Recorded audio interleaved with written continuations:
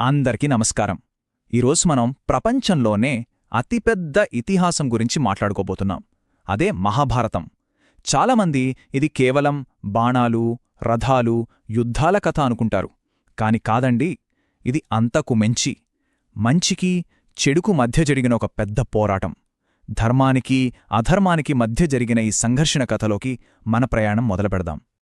ఒకే రాజ్యం, కాని దాన్ని పంచుకోవటానికి అస్సలిష్టపడని రెండు దాయాది కుటుంబాలు.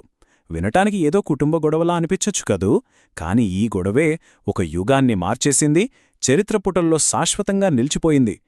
సరే, అసలు కథ ఎక్కడ మొదలైందంటే హస్తినాపురం అనే ఒక పెద్ద శక్తివంతమైన రాజ్యంలో. ఈ రాజ్యానికి గుండెకాయలాంటివాళ్లు కురువంశానికి చెందిన దాయాదులు. వాళ్ల మధ్య వచ్చిన విభేదాలే ఈ మహాకథకు పునాదివేశాయి. ఇప్పుడు చూడండి, కథలో రెండు పక్షాలున్నాయి. ఒకవైపు కళ్ళు కనిపించకపోయినా రాజ్యాన్ని ఏలాలనే కోరికతో ఉన్న ధృతరాష్ట్రుడి 100 మంది కొడుకులు, వీళ్లే కౌరవులు. మరోవైపు వాళ్ల తమ్ముడైన పాండురాజు 5 కుమారులు, పాండవులు. అంటే ఒకవైపు 100 మంది, మరోవైపు కేవలం 5. ఈ తేడానే కథను చాలా ఆసక్తికరంగా మారుస్తుంది. అసలు ఇంత పెద్ద గొడవ ఎందుకు మొదలైంది? ఒక రాజ్యాన్ని రెండుగా చీల్చేంత, ఒకే కుటుంబాన్ని నాశనం చేసేంత పెద్ద విద్వేషానికి కారణమేంటి? ఆ మూలమేంటో ఇప్పుడు చూద్దాం. అన్నింటికీ మూలం ఒకే ఒక్క ఫీలింగండి, అసూయ. ఎవరి అసూయ? కౌరవుల్లో పెద్దవాడైన దుర్యోధనుడిది. పాండవులు చదువులో, యుద్ధ విద్యల్లో, చివరికి ప్రజల అభిమానంలో కూడా అన్నింటిలో తమకంటే ముందుండటాన్ని అతను అస్సలు తట్టుకోలేకపోయాడు. ఆ అసూయ అనే నిప్పుకి అతని మామ శకుని తన చెడు సలహాలతో పెట్రోల్ పోశాడు. ఇక అక్కడ్నుంచి పాండవుల మీద కుట్రలు మొదలయ్యాయి. ఇక్కడ్నుంచే కథ ఒక భయంకరమైన టర్న్ తీసుకుంటుంది. పాండవుల దగ్గర ఉన్నదంతా లాగేసుకుని వాళ్ల జీవితాల్ని తలకిందులు చేసిన ఆ ఒక్క సంఘటన, అదే మాయజూదం. అది జూదం కాదు, ఒక పక్కా ప్లాన్. శకుని పన్నిన వలలో పాండవులు పూర్తిగా ఇరుక్కుపోయారు. ఒక్కొక్కటిగా అన్ని పోగొట్టుకున్నారు.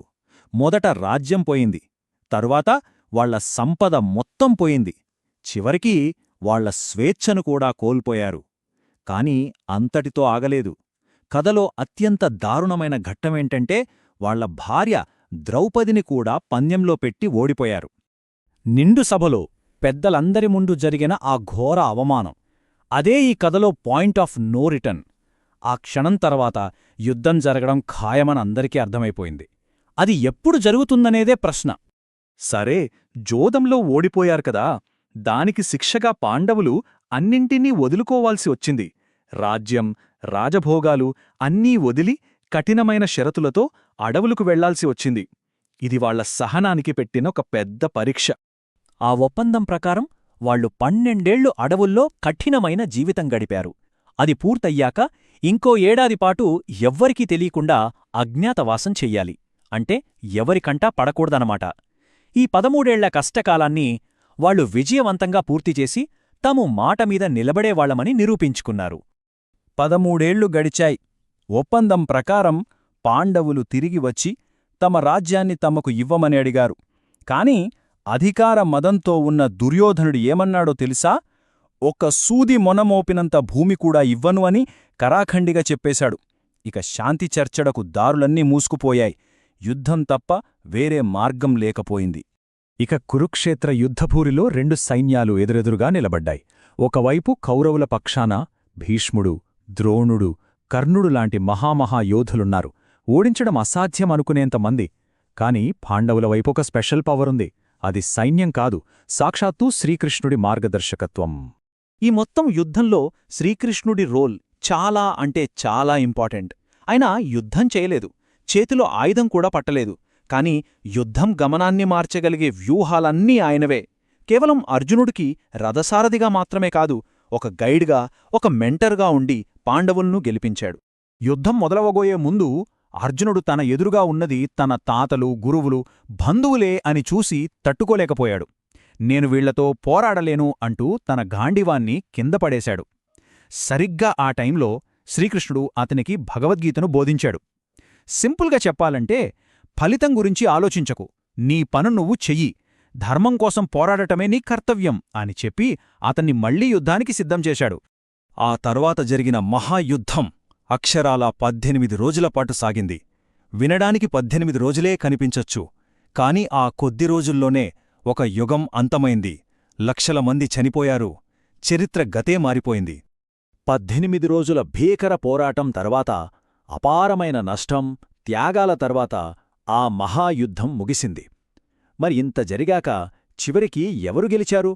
ధర్మం నిలిచిందా లేక అధర్మం గెలిచిందా? ఫలితం చాలా క్లియర్గా ఉంది. 100 మంది కౌరవులు ఓడిపోయారు. అధర్మం నాశనమైంది. ధర్మం విజయం సాధించింది. పాండవులలో పెద్దవాడైన ధర్మరాజు అంటే యుధిష్ఠిరుడు హస్తినాపురానికి చక్రవర్తి అయ్యాడు. మళ్లీ ధర్మబద్ధమైన పాలన మొదలైంది. రాజ్యాన్ని గెలిచాక వాళ్లు కొంతకాలం పాటు ధర్మబద్ధంగా పరిపాలించారు.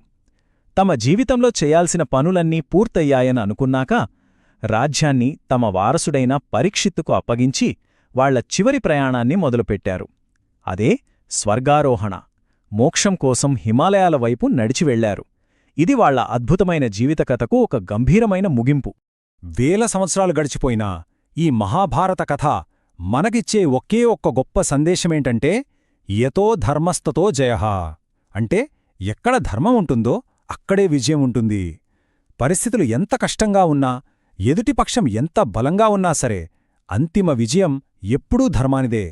ఈ ఒక్క వాక్యం ఈ మొత్తం ఇతిహాసం యొక్క సారాంశం. మనందరి జీవితాలక్కూడా వర్తించే ఒక గొప్ప నిజం.